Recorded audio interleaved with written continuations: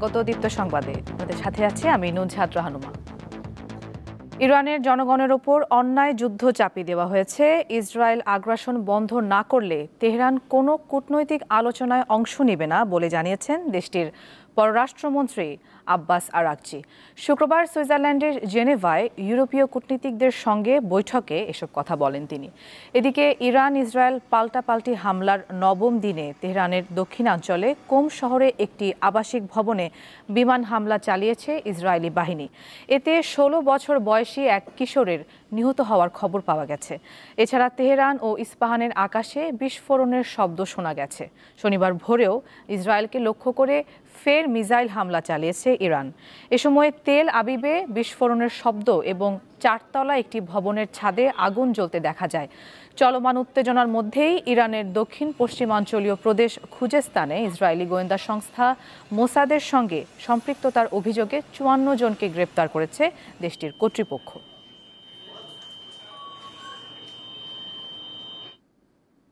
নানা দাবিতে রাজধানীর নতুন বাজার এলাকায় সড়ক অবরোধ করেছেন ইউনাইটেড ইন্টারন্যাশনাল ইউনিভার্সিটি ইউআইইউর শিক্ষার্থীরা। সকাল 8:30 থেকে শিক্ষার্থীরা মূল সড়কে অবস্থান নিলে নতুন বাজার গুলশান ও বনশ্রী সংযোগ সড়কে যান চলাচল বন্ধ হয়ে যায়। সেখানে নিরাপত্তা পরিস্থিতি সামাল দিতে মোতায়েন করা হয়েছে আইনশৃঙ্খলা রক্ষাকারী বাহিনীর অতিরিক্ত সদস্য। বিক্ষোভকারীরা জানান, শিক্ষার্থীদের অবৈধ বহিষ্কারাদেশ তুলে নেওয়া এবং স্বেচ্ছাচারী কর্তৃপক্ষের বিরুদ্ধে প্রশাসনিক ব্যবস্থা গ্রহণের দাবিতে সড়কে তারা এই অবস্থান কর্মসূচি পালন করছেন। গত ২৬ ও ২৭ এপ্রিল ইউআইইউ ক্যাম্পাসে শিক্ষার্থীদের আন্দোলনের প্রেক্ষাপটে উপাচার্য সহ ১১ জন প্রশাসনিক কর্মকর্তা পদত্যাগ করেন। ২৮ এপ্রিল থেকে বিশ্ববিদ্যালয়ের সব শিক্ষা কার্যক্রম অনির্দিষ্টকালের জন্য বন্ধ ঘোষণা করা হয়। পরে ২০ মে থেকে অনলাইন ক্লাস চালু হলেও শিক্ষার্থীদের একটি বড় অংশ তা প্রত্যাখ্যান করে সরাসরি ক্লাস ও প্রশাসনিক স্বচ্ছতা ফিরিয়ে আনার দাবিতে আন্দোলন চালিয়ে আসছেন। শিক্ষার্থীদের অভিযোগ, কর্তৃপক্ষ তাদের ১৩ দফা যৌক্তিক দাবি উপেক্ষা করছে, বরং আন্দোলন দমন করতে বহিষ্কার ও তদন্তের ভয় দেখানো হচ্ছে।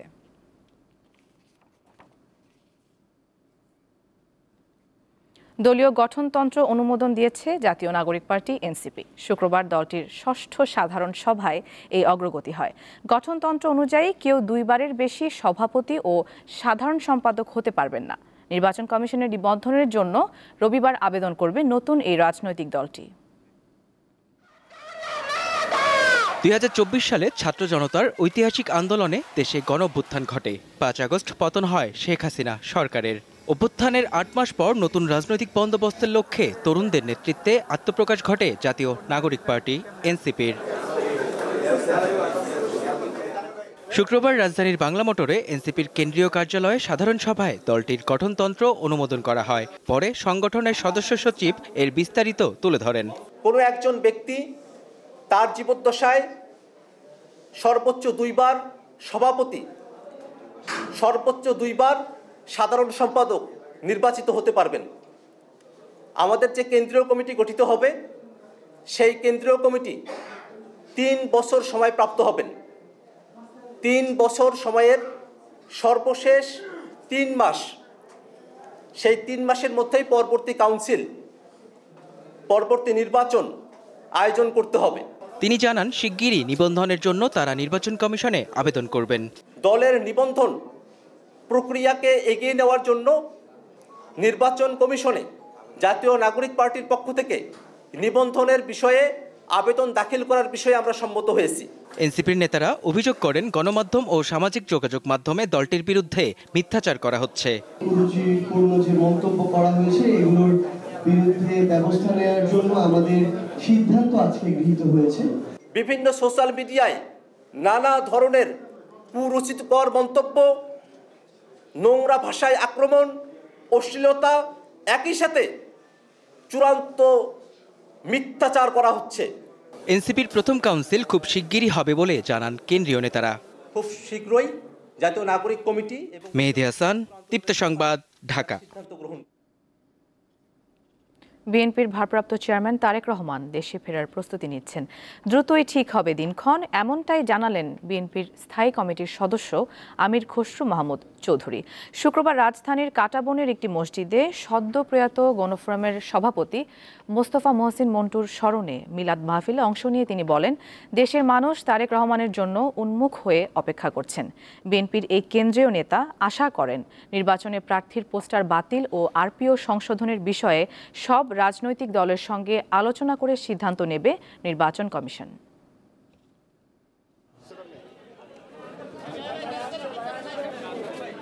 উনি দ্রুত দেশে আসবেন এবং ওনার প্রস্তুতি চলছে দেশে আসার।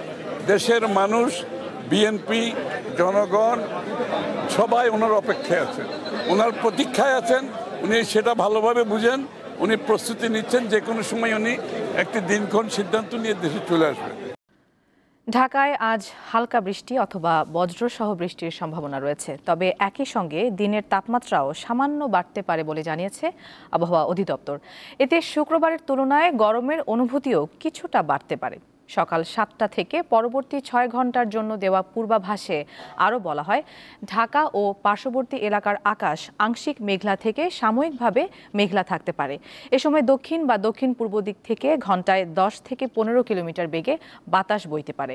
আবহাওয়া অধিদপ্তর জানায়, সক্রিয় মৌসুমি বায়ুর প্রভাবে উত্তর বঙ্গোপসাগর, বাংলাদেশের উপকূলীয় এলাকা এবং সমুদ্র বন্দরসমূহের উপর দিয়ে ভারী থেকে অতি ভারী বৃষ্টিসহ দমকা বা ঝোড়ো হাওয়া বয়ে যেতে পারে। এজন্য চট্টগ্রাম, কক্সবাজার, মোংলা ও পায়রা সমুদ্র বন্দরগুলোকে 3 নম্বর স্থানীয় সতর্ক সংকেত দেখিয়ে যেতে বলা হয়েছে। এদিকে ক্লাব বিশ্বকাপের শেষ 16-র আশা টিকিয়ে রাখার মিশনে রাতে মাঠে নামবে ইন্টার মিলান। উরাওয়া রেড ডায়মন্ডের বিপক্ষে ইন্টারের ম্যাচটি শুরু রাত 1টায়। সাম্প্রতিক সময়ে ছন্দে নেই ইন্টার। ইতালিয়ান লিগের শিরোপা হাতছাড়ার পর চ্যাম্পিয়ন্স লিগের ফাইনালে পিএসজির কাছেও হেরেছে। এরপর ক্লাব বিশ্বকাপের শুরুটা ভালো হয়নি। প্রথম ম্যাচে মন্টেরির বিপক্ষে 1-1 গোলে ড্র করে ই গ্রুপে পয়েন্ট টেবিলে তৃতীয় স্থানে আছে নীরাজ্জুরিরা। তাই রেড ডায়মন্ডের বিপক্ষে জয় ভিন্ন কোনো বিকল্প নেই ইন্টারের। আরেক ম্যাচে মামেলোদি সানডাউন্স এফসির বিপক্ষে মাঠে নামবে বরুশিয়া ডর্টমুন্ড। ম্যাচ শুরু রাত 10টায়।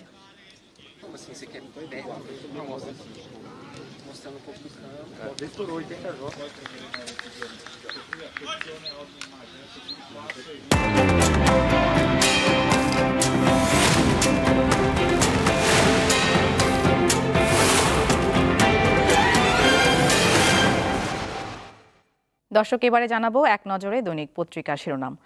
শুরুতেই আমাদের হাতে রয়েছে দৈনিক কালের কণ্ঠ। শিরোনাম, টাকা পাচার চলছেই। এদিকে রয়েছে, স্থিতিশীলতা নিশ্চিত না হলে অর্থ পাচার বন্ধ হবে না, এ বিষয়ে একটি অভিমত। এদিকে রয়েছে, রহস্যময় এক সাহসী পুরুষ আলী খামেনি। কালের কণ্ঠে আরও রয়েছে, ইরান ইসরায়েল যুদ্ধে নতুন মোড়, আইআরজিসির কাছে ক্ষমতা হস্তান্তর খামেনির। এরপর রয়েছে দৈনিক যুগান্তর। শিরোনাম, ইসরায়েলের আরেক শহর তছনছ, হতাশ নেতানিয়াহু, দ্রুত যুদ্ধের মাঠে চান ট্রাম্পকে। যুগান্তরে আরও রয়েছে, ঢাকায় থেকেও অধরা 3 সিইসি ও ইসিরা, 3টি নির্বাচন ধ্বংসের অন্যতম কারিগর। এরপর রয়েছে দৈনিক প্রথম আলো। শিরোনাম, পাল্টাপাল্টি হামলার মধ্যে আলোচনা, ইরান ইসরায়েল সংঘাত। ইসরায়েলের হামলার প্রতিবাদে গতকাল ইরানের বিভিন্ন শহরে লাখ লাখ মানুষ বিক্ষোভ করেছেন। ইরানের সমর্থনে বিক্ষোভ হয়েছে ইরাকেও। প্রথম আলোতে আরও রয়েছে, 10 বছরে 9,000-এর বেশি মানুষের মৃত্যু। এটি 10 বছরে ট্রেনে কাটা পড়ে মৃত্যুর খবর হিসেবে শিরোনামে প্রধান পাতায় স্থান পেয়েছে। এদিকে খেলার খবরে রয়েছে, জয়ের দিকেই চোখ বাংলাদেশের। প্রথম আলোর আরেকটি শিরোনাম, সংকট সমাধানে 2 সপ্তাহে কতটা সফল হবেন ট্রাম্প, এ বিষয়ে একটি বিশ্লেষণধর্মী প্রতিবেদন প্রকাশ পেয়েছে। এরপর রয়েছে দৈনিক আমার দেশ। শিরোনাম, মরা ইভিএমও টাকা খায়। এছাড়া রয়েছে, ইসরায়েলের সামনে বন্ধুর পথ। আমার দেশের আরেকটি শিরোনাম, সিদ্ধান্ত গ্রহণে প্রতিরক্ষা মন্ত্রী ও গোয়েন্দা প্রধান উপেক্ষিত, ট্রাম্পের ইরান আক্রমণের প্রস্তুতি। দর্শকের পরে রয়েছে দৈনিক সমকাল। শিরোনাম, হামলার মধ্যেই শান্তির চেষ্টা। ট্রাম্পের 2 সপ্তাহ যে কারণে গুরুত্বপূর্ণ, সিএনএনের বিশ্লেষণ। সমকালে আরও রয়েছে, এনসিপিতে সভাপতি সাধারণ সম্পাদক পদে 2 বারের বেশি নয়। এরপর রয়েছে দৈনিক আজকের পত্রিকা। শিরোনাম খাতুনগঞ্জের ঋণের শতভাগই খেলাপি।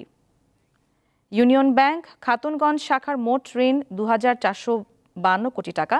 ঋণের ২,৪৩৭ কোটি টাকা এখন খেলাপি। আজকের পত্রিকায় আরও রয়েছে আতঙ্কে দেশ ছাড়ছে অনেক ইসরায়েলি। ইরান ইসরায়েল যুদ্ধের ৮ম দিন। ট্রাম্পের দিকে চেয়ে নেতানিয়াহু। এছাড়া রয়েছে বিদেশি ব্যাংকের খেলাপিও সিআইবির তালিকায়। আরেকটি শিরোনামে রয়েছে সাভারে এক ব্যক্তির মৃত্যু 2 জায়গায়। এরপর রয়েছে দৈনিক বাংলাদেশ প্রতিদিন। শিরোনাম যুদ্ধ থামানোর চেষ্টা। এদিকে রয়েছে শৃঙ্খলা রক্ষায় কঠোর তারেক রহমান। তারেক রহমানের বিষয় আরেকটি শিরোনাম চাপ অব্যাহত রাখতে হবে রোহিঙ্গা প্রত্যাবাসনে। এ বিষয়ে একটি প্রতিবেদন। আরেকটি শিরোনাম রয়েছে দেশে তিনি টাকা নিতেন না, বিশ্বজুড়ে সম্পদের পাহাড়। দর্শক, দেখে নিলাম আজকের দৈনিক পত্রিকার শিরোনামগুলো। এই ছিল এখনকার মতো। পরবর্তী সংবাদ বেলা 12টায় দেখার আমন্ত্রণ। এছাড়া তথ্য ও বিনোদনের অন্যান্য খবর পেতে যুক্ত থাকুন দীপ্ত ডিজিটাল প্ল্যাটফর্মগুলোতে। সবাইকে ধন্যবাদ।